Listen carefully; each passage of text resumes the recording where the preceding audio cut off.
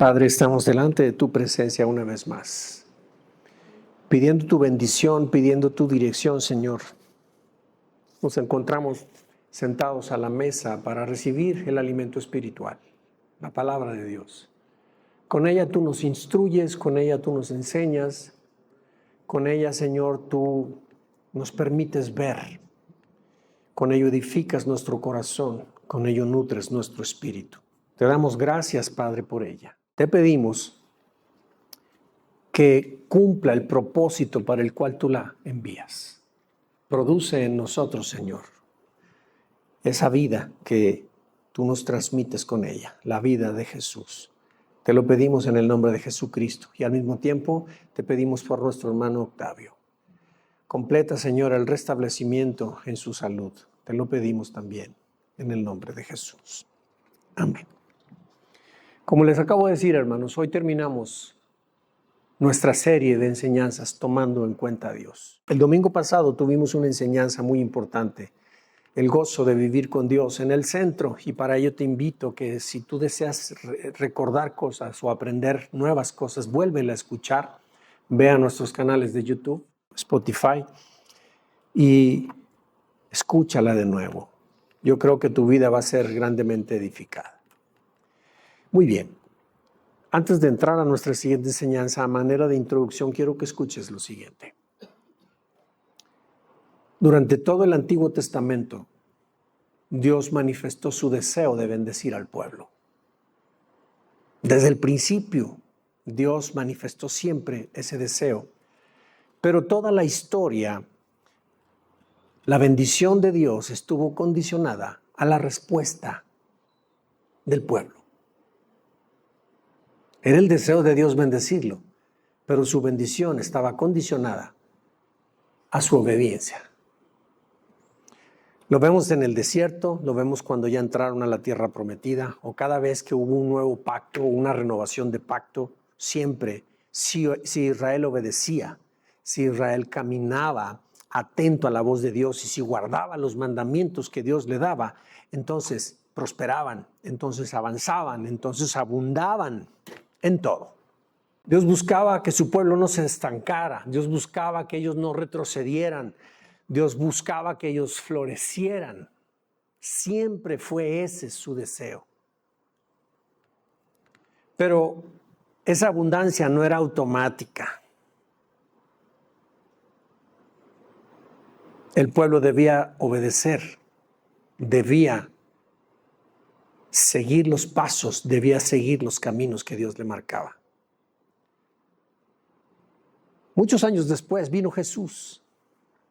Y Jesús nos dejó un dicho, nos dejó unas palabras que hasta el día de hoy resuenan con poder. Y son estas palabras. Yo he venido para que tengan vida y para que la tengan en abundancia. Continúa el deseo de bendición.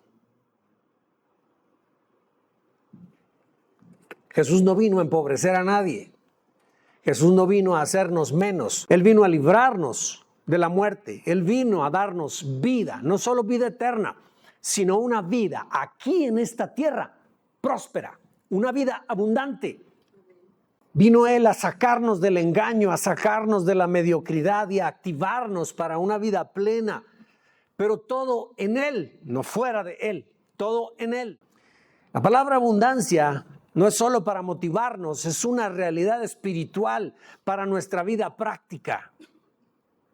Abundar es florecer, es crecer, es avanzar, es extenderse, es prosperar, es vivir por encima de las circunstancias, caminando con propósito, teniendo todo lo necesario y ayudando a otros.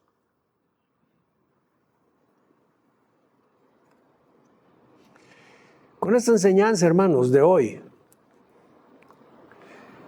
buscamos recordarles algo fundamental. La vida abundante no viene del esfuerzo que tú y yo invirtamos, ni tampoco viene por suerte. La vida abundante surge de tomar a Dios en cuenta.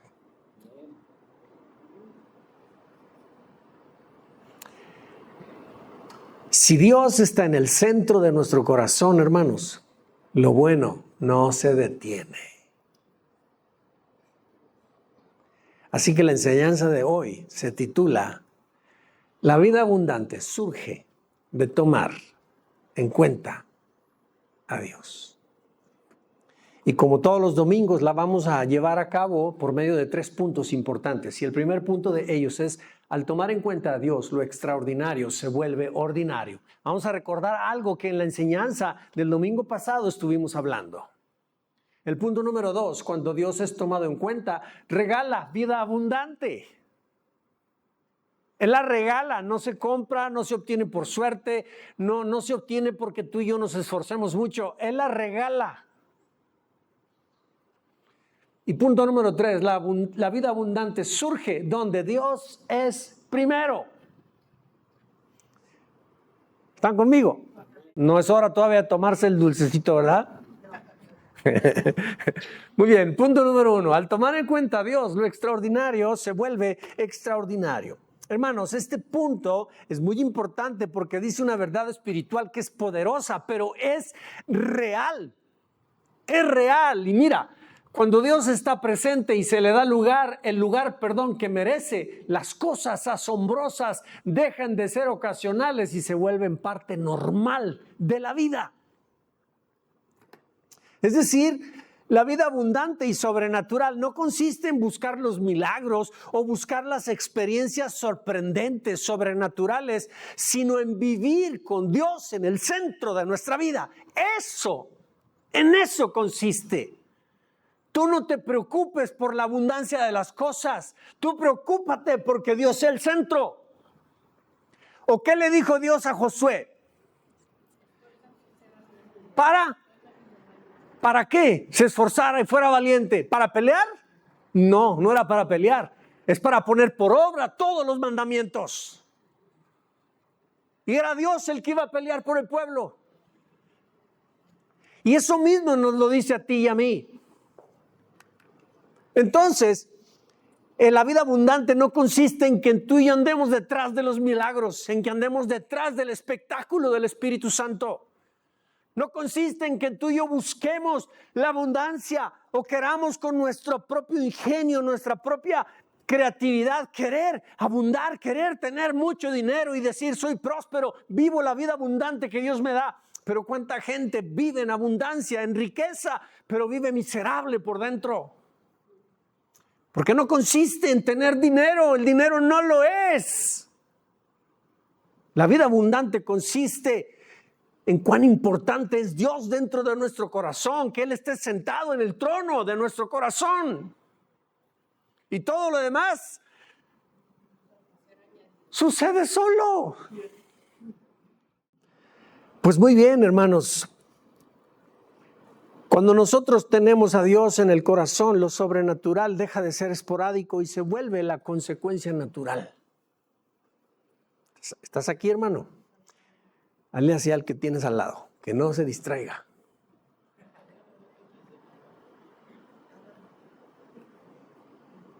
Es muy importante, hermanos, que tú y yo entendamos que cuando caminamos con Dios todos los días, no se trata de que tú y yo hagamos muchas cosas, ni del esfuerzo que tú y yo le pongamos por agradarlo, por querer agradar a Dios. No es en base a nuestro esfuerzo,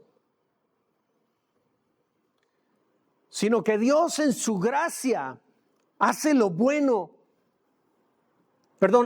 lo bueno y lo extraordinario se vuelva algo espontáneo y natural. Es por su gracia que eso sucede. Sin importar cómo tú y yo nos sintamos, sin importar nuestro comportamiento, sin importar nuestro estado espiritual. Dios lo hace porque es gracia de Dios, es regalo. Te pregunto, cuando piensas en los hombres de la Biblia, en los profetas, en los patriarcas, cuando piensas en los jueces, en los sacerdotes, ¿eran perfectos? Pero no hay uno solo que su vida no se caracterizara por maravillas. Moisés La Biblia habla de Moisés como uno de los hombres máximos, pero era un homicida. Él mató a un soldado egipcio, por eso huyó de Egipto, era un homicida.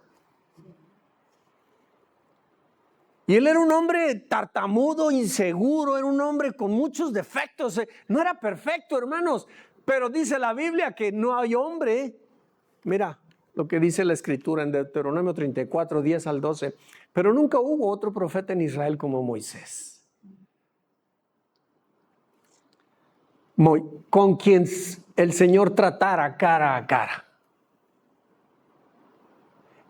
Fíjate muy bien, aquí tratar cara a cara con Dios habla de intimidad, habla de una relación personal real. Allí está la razón por la cual vas a ver todo lo que sigue. Ni que hiciera todas las señales y los milagros que el Señor le mandó a hacer a Moisés en Egipto contra el faraón, contra todos sus funcionarios y contra todo su país. No hubo nadie con tanto poder como el que Moisés demostró en todos los hechos grandiosos e increíbles que hizo a la vista de todo Israel. Todas estas señales, todos estos milagros, esta sobrenaturalidad de vida deriva de que él fue un hombre que vivió cara a cara con Dios. La relación personal que tuvo con Dios determinó esa vida llena de cosas. Y si vamos a ver a otros, los profetas,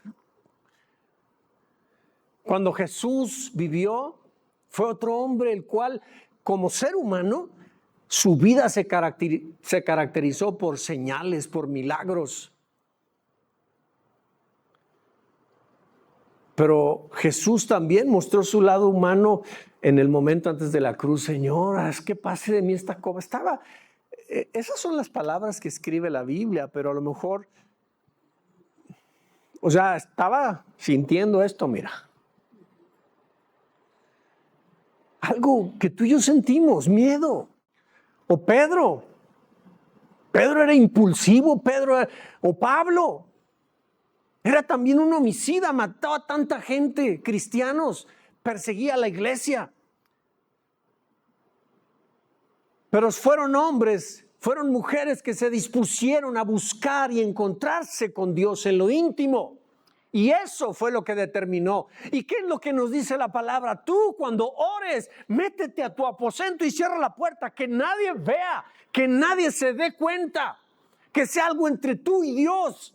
Y lo que pase allí en lo íntimo, Dios te va a recompensar en público. Es decir, lo extraordinario se manifestará. Pero es porque pasó allá. Pero si muchos no sabemos ni siquiera cómo entrar a ese lugar. Por eso nos andamos ahogando cuando viene el fin de mes. O vivimos una experiencia desagradable y culpamos a Dios. ¿Dónde estás, Dios? Espérame. Estamos sobre aviso que esas cosas nos van a pasar a todos. A mi esposa y a mí un día nos bajaron de una camioneta nuevecita con pistola en mano. Y nos la quitaron. No la recuperamos nunca.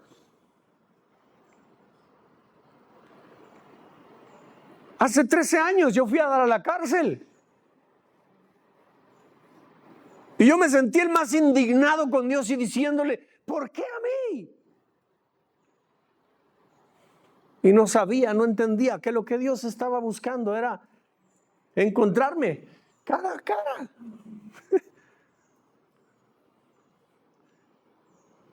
Porque la vida sobrenatural no pasa en aquellos que no toman en cuenta a Dios, hermanos. No pasa. Jesús les dijo a sus discípulos que los milagros y lo sobrenatural se convertiría en algo ordinario en sus vidas si creían en Él. En Juan 14:12 dice, de cierto os digo, el que en mí cree, las obras que yo hago, Él las hará también y aún mayores hará, porque yo voy al Padre. ¿Qué obras hizo Jesús? ¿Alguno de ustedes? Dígame. Resucitó muertos. ¿Qué más hizo Jesús? Sanó a las personas. El agua la convirtió en vino. ¿Qué más? Venció a la muerte, resucitó Él. ¿Qué más? Le dio vista a los ciegos. ¿Qué más hizo Jesús?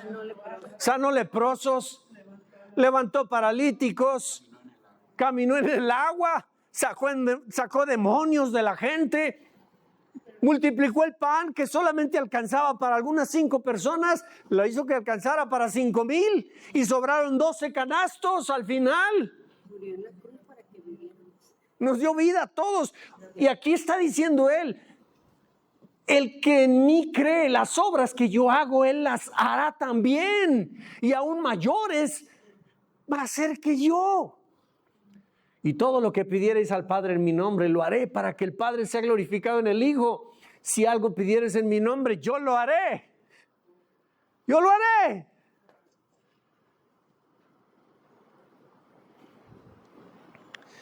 Y mira, todavía, antes de ascender al cielo, se los recordó otra vez a los discípulos. Marcos 16, 17 y 18. Y estas señales seguirán a los que creen. En mi nombre echarán fuera demonios, hablarán nuevas lenguas, tomarán en las manos serpientes. Y si bebieren cosa mortífera no les hará daño. Sobre los enfermos pondrán sus manos y sanarán. Y un montón de cosas más que están prometidas para el que cree. Y todos ustedes están aquí porque un día dijeron que creían en Jesús. Y todo esto ha de manifestarse en nuestra vida. Es algo espiritual para nosotros y es real. No son cuentos chinos.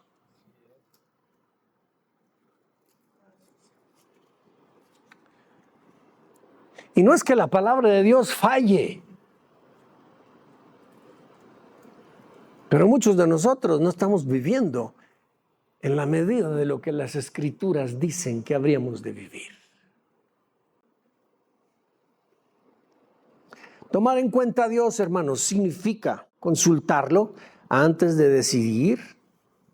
Es obedecer su palabra sin cuestionar. Es caminar en su dirección y rendirle el control.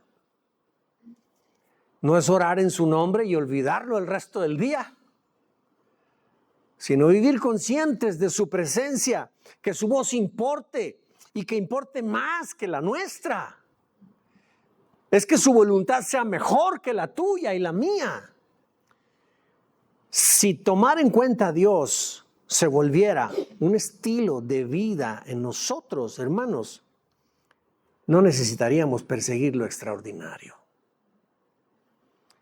Porque Dios, en su fidelidad y por su gracia, haría que lo extraordinario nos acompañara. Esa es la clase de vida que Él ofrece.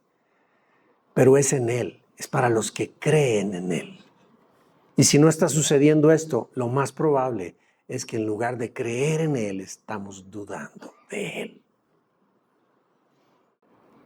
Dios haría entonces que lo extraordinario surgiera en nuestras vidas. ¿Habría paz real en medio de tormentas? ¿Habría provisión inesperada? ¿Habría sabiduría en momentos decisivos de la vida? Puertas que se abrirían sin explicación. ¿Te acuerdas tú qué sucedió con Obed-Edom cuando después de un tiempo el arca del pacto estuvo entre filisteos? Y ciudad donde ponían el arca empezaba la gente a llenarse de tumores. Entonces la quitaban de allí por miedo al arca y la llevaban a otra población de ellos. Y empezaba también a salirles tumores. Y luego la llevaban para otro. Ya nadie, llegó un momento en que nadie la quería tener.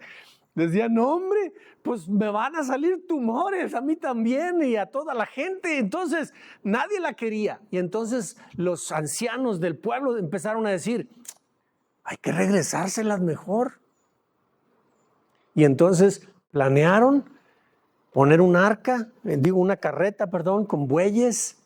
Y entonces los pusieron todos ahí, el arca, y la mandaron a caminar solita, no llevaba nada, nomás llevaba unos bueyes adelante, no iba nadie dirigiéndola ni nada, y la mandaron para que al irse por el camino llegara con el pueblo de Israel. Y cuando llegó allá, la recibió este hombre Obed-edom.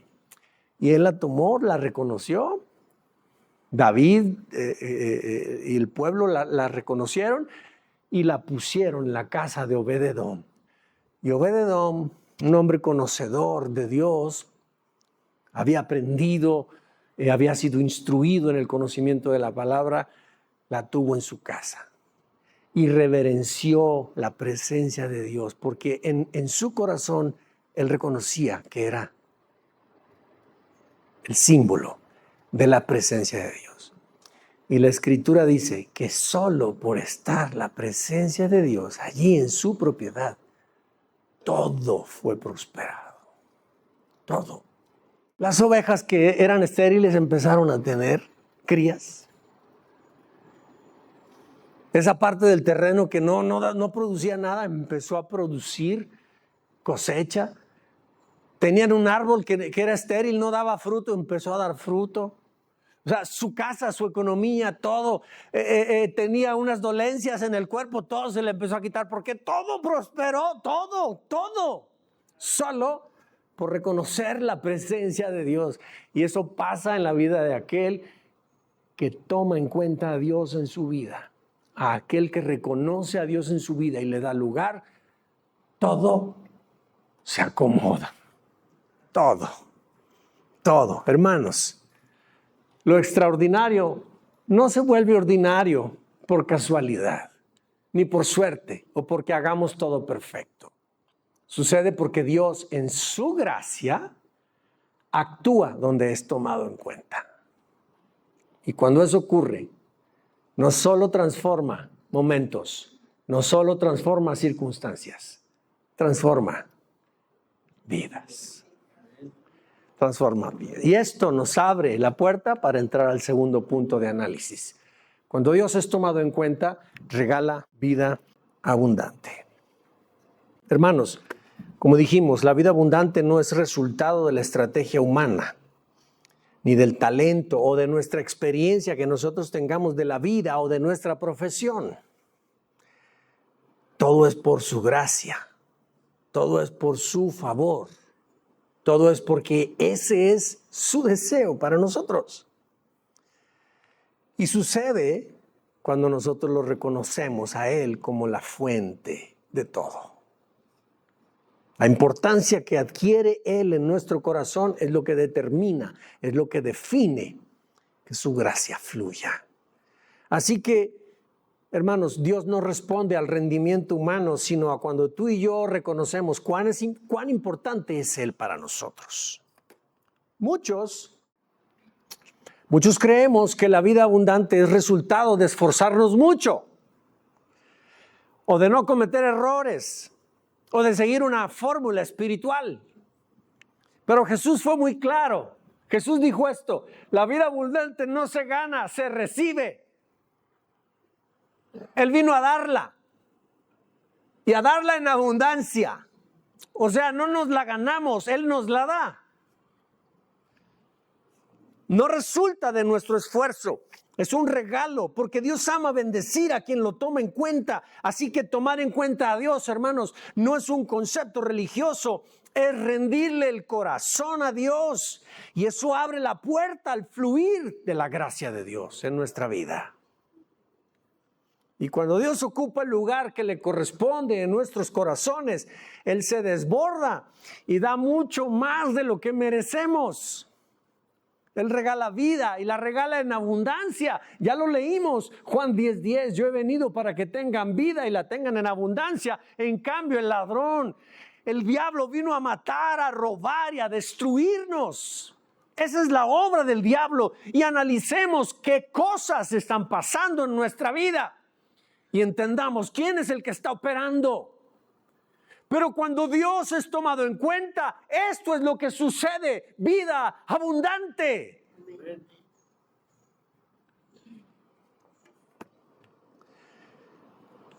La palabra de Dios en Deuteronomio 30, 19 y 20, fíjate lo que dice. A los cielos y a la tierra llamo, por testigo soy contra vosotros, que os he puesto delante la vida y la muerte, la bendición y la maldición. Escoge pues la vida para que vivas tú y tu descendencia, amando a Jehová tu Dios, atendiendo a su voz y siguiéndole a Él. Fíjate bien, la respuesta nuestra, darle lugar a Dios, darle importancia. Que Él recupere el lugar en nuestro corazón que Él ha deseado tener. Pero el trono del corazón se da con nuestra propia voluntad. No es por obligación. A nadie se le obliga. Es algo que hacemos tú y yo espontáneamente. Y cuando tú y yo hacemos a un lado nuestro orgullo, nuestro propio ego, quitamos nuestros propios intereses y nos rendimos delante de Dios voluntariamente, espontáneamente, es cuando esto sucede, no antes. Entonces, desde el Antiguo Testamento, Dios ofreció bendición y vida plena si nuestra decisión personal era tomarlo en cuenta. Aquí lo vemos. Y Dios trajo al cielo y a la tierra por testigos contra el pueblo de Israel. Y les dijo, te estoy poniendo delante de ti la bendición y te estoy poniendo la maldición. Yo te aconsejo, escoge la vida, escoge la bendición. ¿Y cómo la vas a escoger? Pues amando a Dios, obedeciéndolo, atendiendo a su voz, siguiendo sus caminos, siguiendo las indicaciones. Cada vez que tú y yo elegimos no obedecer a Dios, estamos eligiendo la muerte, la maldición. Cada vez que tú y yo elegimos a Dios, que le damos lugar a Dios en nuestro corazón, estamos escogiendo la vida y la bendición.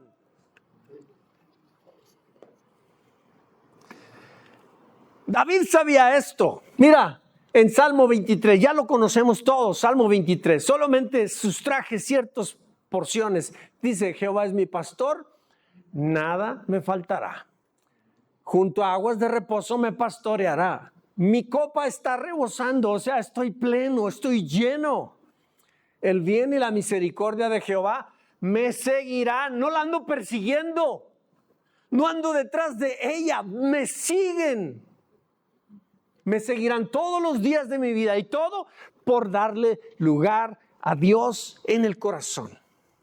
David no hablaba de su propio esfuerzo, hablaba de una relación íntima y personal con Dios, porque David reconocía que al tomar en cuenta a su pastor, que es Dios, todas las cosas habrían de fluir libremente.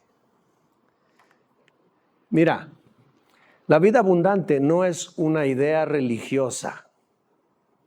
Acuérdate, religión es el esfuerzo que yo hago por agradar a Dios, por alcanzar el cielo, ¿sí?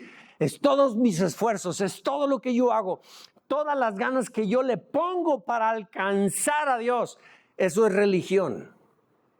Y eso no sirve de nada.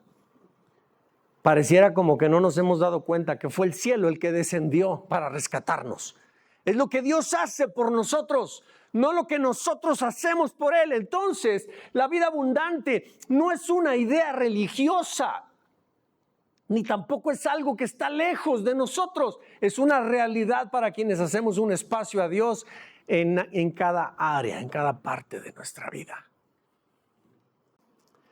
Entonces, lo que parece poco se multiplica. Lo seco empieza a florecer porque Dios está allí. Y lo que parece imposible se vuelve algo ordinario, se vuelve cotidiano.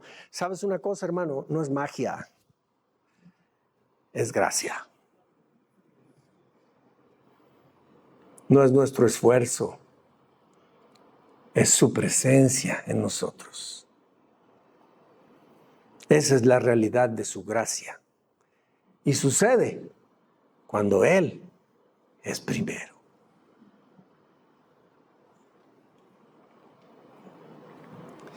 Pero ¿sabes algo? Antes de entrar al tercer punto y terminar nuestra enseñanza. hay una verdad aún más profunda que tú y yo no debemos de ignorar. Y no solo se trata de lo que Dios puede hacer por nosotros, sino de quién debe ser Él dentro de nosotros. Porque más allá de toda esta abundancia externa que Dios da, hay algo más que define una vida verdaderamente transformada. Dios no solo es tomado en cuenta, Él se vuelve el centro de todo. Y eso es lo que vamos ahora a estudiar en el tercer punto. La vida abundante surge donde Dios es primero. Pues bien, hasta ahorita hemos podido ver que tomar en cuenta a Dios transforma lo ordinario en extraordinario y desata bendición, mucha bendición. Pero hay un nivel más alto. Se trata de ese nivel cuando tú y yo colocamos voluntariamente a Dios en el trono de nuestro corazón y le damos el lugar supremo sobre todo. Hermanos, Dios no busca ser incluido. Él desea ser entronado en el corazón. Eso es lo que busca. No busca un espacio, un hueco que tú y yo le demos. Él quiere ser el centro de nuestra vida.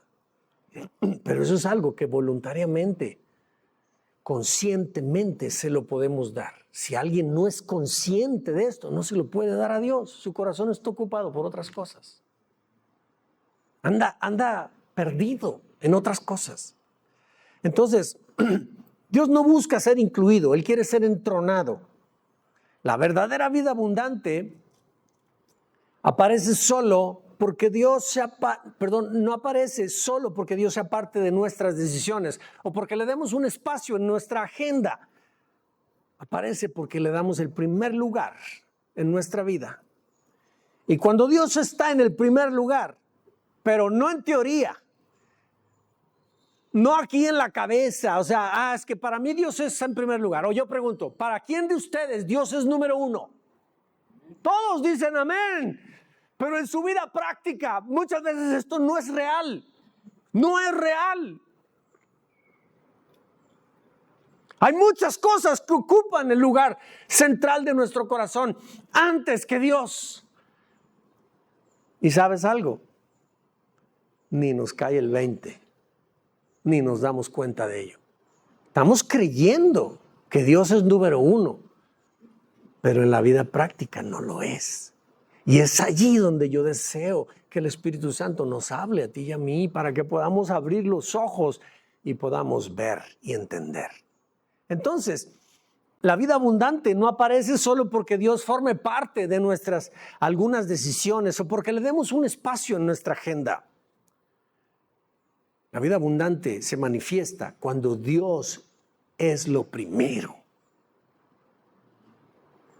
Y cuando Dios es lo primero, y no en teoría, sino que es algo real, entonces nuestra vida se ordena, se acomoda.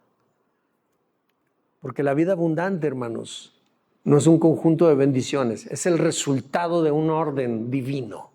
Dios primero y lo demás es añadidura. Este es el orden de Dios. Pero ¿cuántos de nosotros no nos desvivimos por la añadidura? Y todos nuestros esfuerzos están canalizados en recibir la añadidura. Y hay un principio que determina que eso pase. Dios primero y lo demás es añadido. No hay otro orden. ¿Sabes qué, mi hermano? Cuando colocamos a Dios como número uno en nuestro corazón, la vida abundante deja de ser una promesa futura. Se vuelve una realidad presente. Y se vuelve algo alcanzable para ti, para mí, pero en el día de hoy, no algún día. No algún día. Hoy. Pero eso tiene que suceder aquí adentro. Es algo solamente entre tú y yo y Dios. Es personal. Y lo dice claramente. Buscad primeramente el reino de Dios y su justicia y todas estas cosas os serán añadidas.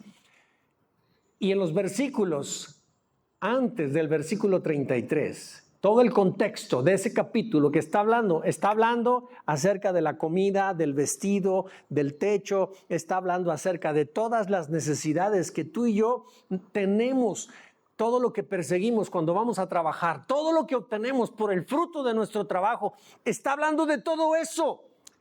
Pues Dios está diciendo, todo eso viene después, búscame a mí primero y yo te lo voy a agregar a tu vida. Te lo voy a regalar, pero en abundancia. Pero es consecuencia, no es el objetivo de la vida.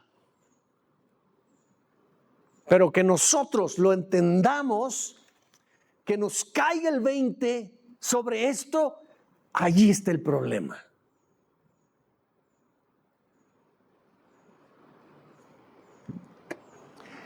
Jesús no dejó espacio a la confusión. Él fue claro. Él dijo, la abundancia llega como añadidura si buscamos primero el reino de Dios. En Éxodo 23 nos deja muy en claro. Está hablando del primer mandamiento de los que le dio a Moisés. Todos sabemos que hay un decálogo, los 10 mandamientos, porque son la síntesis y el abstract de todos los 600 y tantos mandamientos que Dios le dio a Moisés por medio de las leyes en todas las áreas cívicas, judiciales, el comportamiento familiar y demás. Dios le estableció como resumen de todo eso, le dio los 10 mandamientos. Y el primero de ellos es este: no tengas ningún otro Dios delante de mí. Ponme a mí como el número 1. Yo he de ser el centro de tu corazón. Desde el principio Dios estableció que su deseo era ser el primero. Y como resultado de Él ser el primero, entonces Dios iba a ordenar todos nuestros malos caminos. Todos nosotros nos salimos del camino y entonces cuando lo colocamos a Él como el centro, entonces Dios endereza lo torcido. Mira lo que dice en Proverbios 3:6. Reconócelo en todos tus caminos. ¿Y qué va a hacer Él? Él nos va a enderezar, Dios mío. ¿Hay alguno de nosotros que siente que su vida se ha salido del camino? ¿Hay alguno que se siente perdido? ¿Hay alguno que se siente que no está dando en el blanco? Pues reconozca a Dios, dele el lugar que le corresponda. Y entonces Dios, por su gracia, nos endereza. Ponerlo al primero es reconocerlo en todo momento y en todo lugar. Y como resultado, Él va a ordenar, va a enderezar lo torcido que hay en nuestras vidas. ¿Hay alguno que necesite el dulcecito ahorita?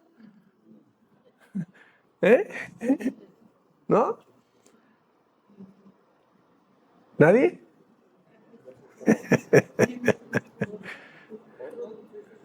¿O quieren otro dulce?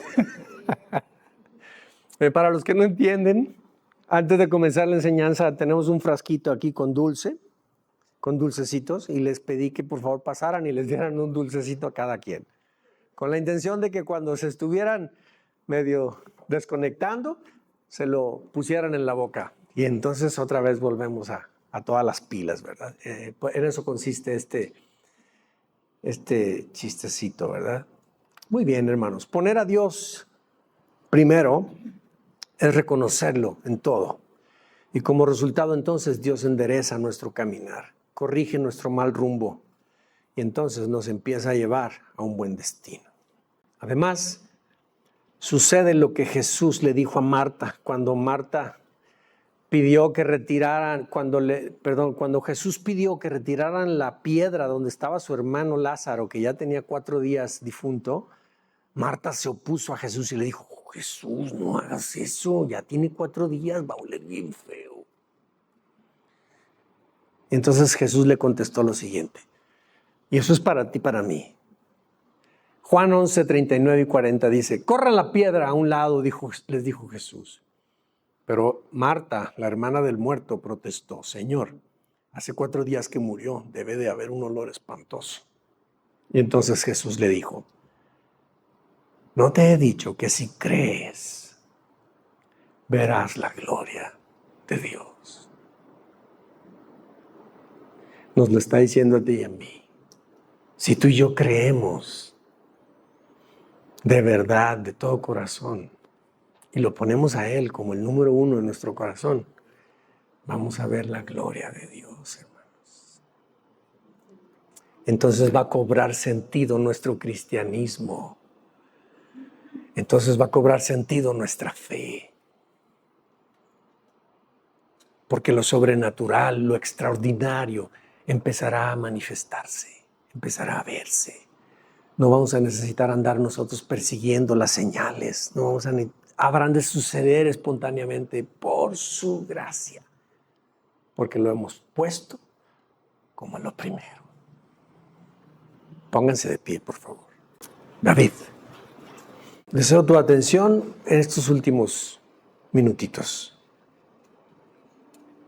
Dios no busca un lugar en nuestra agenda, hermanos, porque Él la necesite. Ni tampoco busca un lugar entre nuestras aspiraciones. Él quiere ser el centro y quiere ser lo primero de nuestra vida, porque solo así Él puede obrar en plenitud.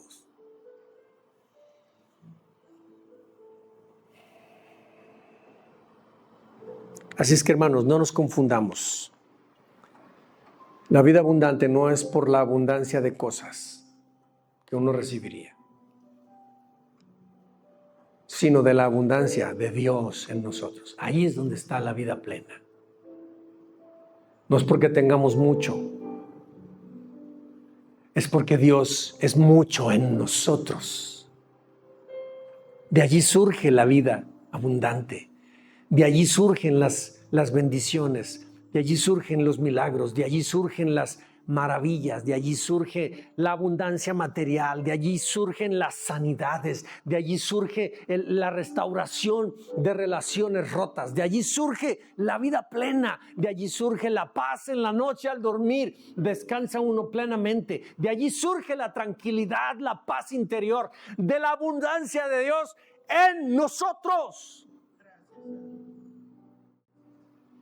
No por las muchas cosas que tengamos.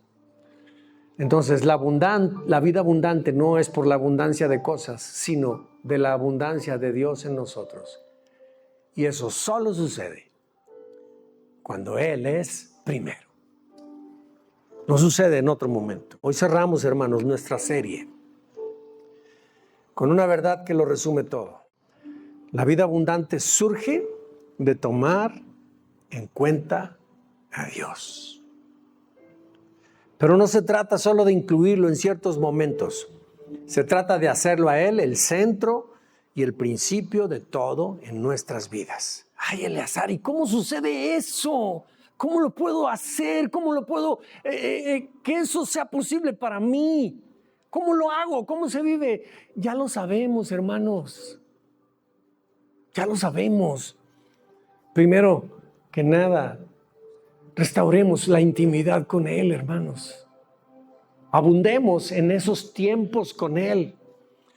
Consultemos a Dios antes de tomar decisiones. Démosle lugar en nuestras vidas. Démosle lugar en nuestras agendas. Consultémoslo a Él. Consultemos su palabra antes de nosotros reaccionar ante las circunstancias. Es acomodar nuestras prioridades a su voluntad, no que se haga la nuestra. Es cuando Dios deja de ser parte de nuestra agenda y se convierte Él en quien define nuestra agenda. Es que Dios sea importante, es que Él sea valioso, es que Él tenga un lugar prioritario en nuestra vida. No cuando me sobre tiempo, no cuando tenga un tiempo, un espacio.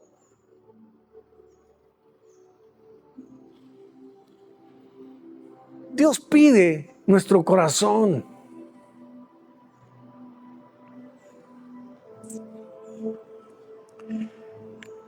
Mira, y cuando Dios se vuelve el centro de nuestra vida, la vida no solo cambia,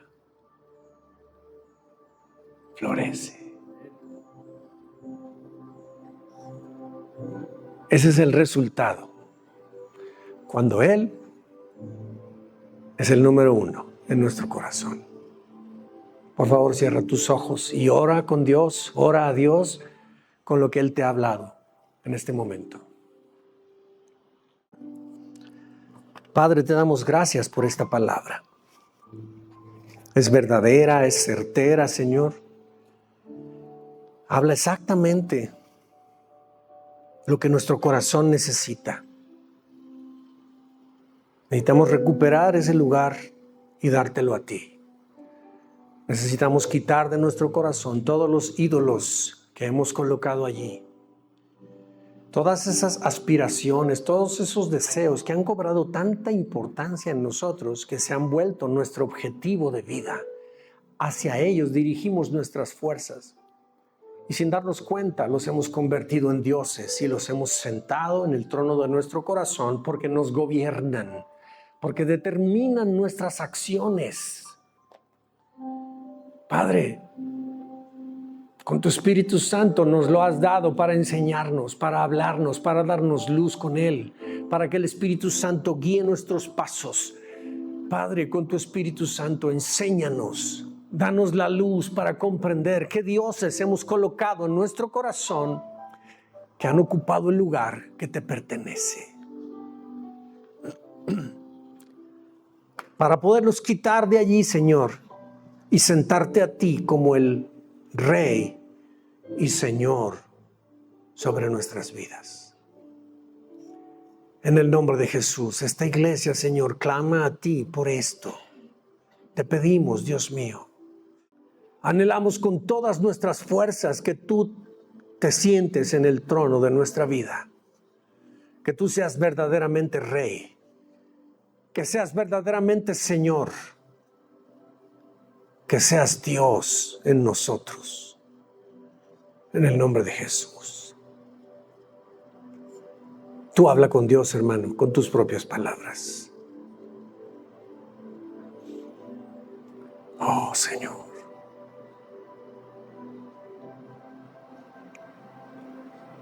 Bendito seas, Padre.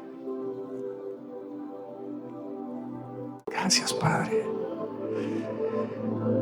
Gracias, Padre. Gracias, Padre, por esta hermosa palabra.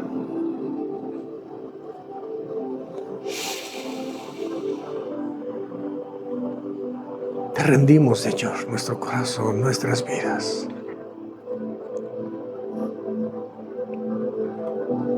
En el nombre de Jesús.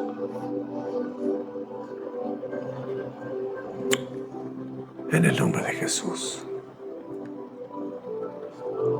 Amén, Señor.